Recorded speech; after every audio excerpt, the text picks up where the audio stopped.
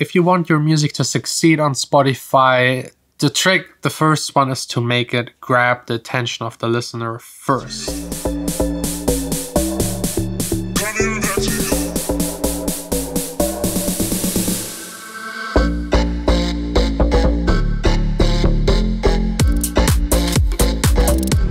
Hey guys, welcome to the studio.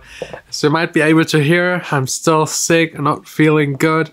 I didn't take a day off. I'm still in the studio taking care of business stuff, of upcoming releases. My ear is like completely shut. There's no way I will be able to sit here and make music. And yes, by the way, we got new speakers here for a test. I will let you know more about them once I'm done testing them. Today, I also won't be able to do any DJ tutorial or music production tutorial. It just doesn't make any sense. So I think instead I will talk about something a lot of people have been asking me on Instagram. And this has mainly to do with how to make your songs in a way that you will succeed on Spotify. How to trick the algorithm, how to trick the curators, how to make it Spotify compatible. Because 2 days ago I was talking about that we, for our label, will do from now on 2 versions for every song. A club version for the DJs to be played and for BEATPORT, and 1 version for Spotify that starts immediately,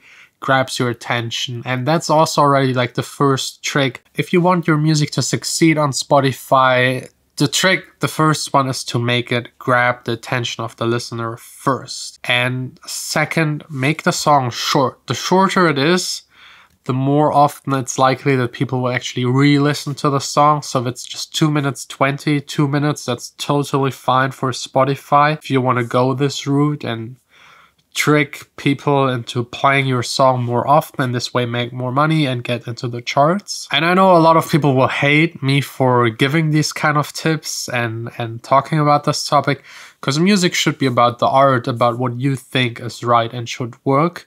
I personally have like a mixed feeling about it.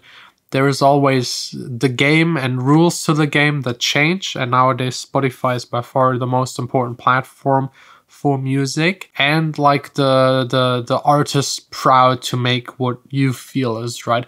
And somewhere in between is where I try to aim for, something that I like and I'm proud of and that I think works, but also having in the back of my head the things that will help me to succeed. Because if you don't succeed with your music, you won't make any money, you can't do it full time, and it will be forever your hobby. So take all of these tips with a grain of salt. It's up to you if you want to follow all of them.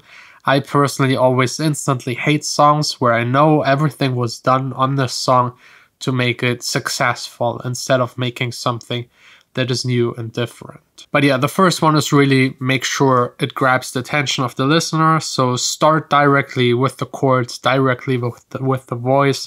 A lot of songs nowadays start with the chorus, or at least like 1 bar, the main melody out of the chorus, so that you immediately know which song it actually is. Then again, the length of the song, the shorter, the better. If you make something longer than 3 minutes 30, you basically lost. For example, one of the first songs that it did was the breakthrough song of Lost Frequencies, just 2 minutes 20. It got repeated and repeated and repeated, and this way he got into the charts. The next thing, of course, is finish your song, make it sound professional, don't have any mistakes in there, not any gaps. These are definitely things that will make it less likely that you will end up in one of the big Spotify playlists. Because the people listening to the music and choosing which music gets into the playlist, they definitely know what works and what doesn't work. So yeah. Make a finished, complete song that sounds professional, good vocals, no mistakes in harmonies, no mistakes in the pitch of the singer. And the last thing that I think is by far the most controversial is that you actually need to hit a certain style of music. If you produce music that is good, but doesn't have a specific style where someone would say, hey, that's deep house, or that's like rock, that's pop, that's heavy metal.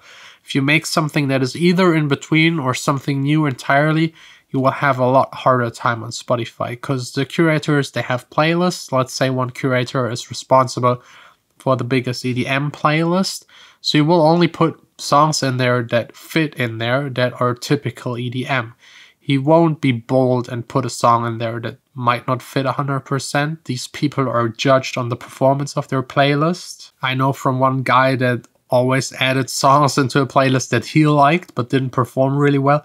He got fired. Like, these guys are getting monitored by the algorithm, by statistics. If their playlist doesn't perform, they will have a lot tougher time. So they also only can do safe bets in those playlists.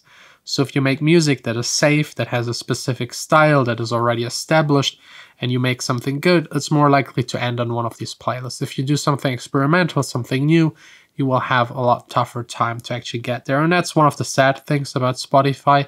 It rewards safety instead of new approaches and doing something exciting. But again, it's your responsibility as an artist to decide if you want to go fully to make what works on Spotify, or to make whatever you feel like works, or something in the middle, in between.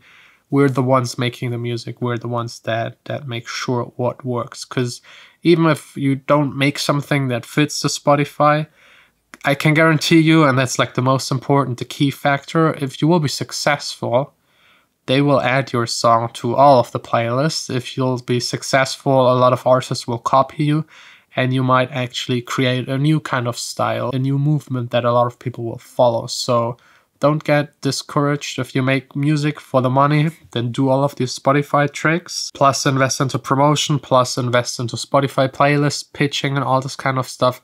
And if you just do it for the love, the fun, then just do whatever you feel is right. For me, it's a mixture of both. Like, whenever I can change something and I still feel comfortable with it to make it more compatible, I might actually do it. If it's too much into that direction, I actually won't, because I'm not that needy, and I hope you're also not. Anyways, that's it for today. Like, my nose, my ear is killing me. I will go back down into the office, make some business stuff. Tomorrow, hopefully feeling better back here in the studio. Let me know if these tips helped you, if you like the system as it is right now, if you play by the rules and play the game as it should be played. If you're against all of this and you think it's just ruining music, let me know down below in the comments, and we'll see us tomorrow back again here in the studio.